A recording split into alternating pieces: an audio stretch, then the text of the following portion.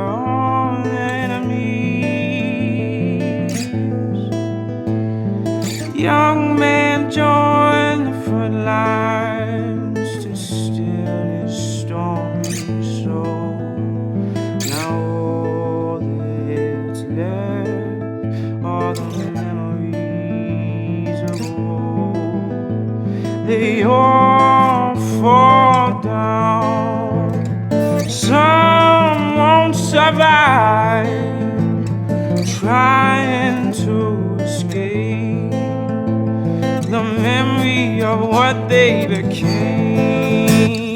And I tried hard to be proud of my service, but all I could feel was shame. And racism could no longer mask the reality of the occupation. These were people, these were human beings. I feel guilt anytime I see a mother with her children, like the one who cried hysterically and screamed that we are worse than Saddam as we forced her from her home.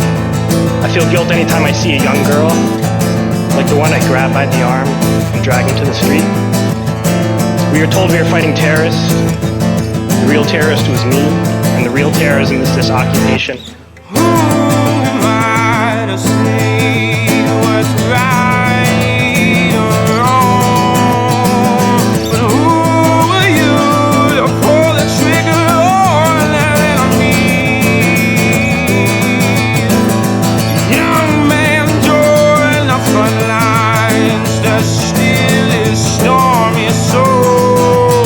Now all that's left are the memories of war. They all fall down. Some won't survive, trying to escape the memory of what they became. They all fall down. Some won't survive, trying to escape the memories of what they became. While those weapons are created and owned by this government, they are harmless without people willing to use them. Those who send us to war do not have to pull a trigger or lob a mortar round. They do not have to fight the war, they merely have to sell the war. They need a public who is willing to send their soldiers into harm's way. They need soldiers who are willing to kill and be killed without question. Soldiers, sailors, Marines, airmen have nothing to gain from this occupation. The vast majority of people living in the US have nothing to gain from this occupation. In fact, not only do we have nothing to gain, but we suffer more because of it.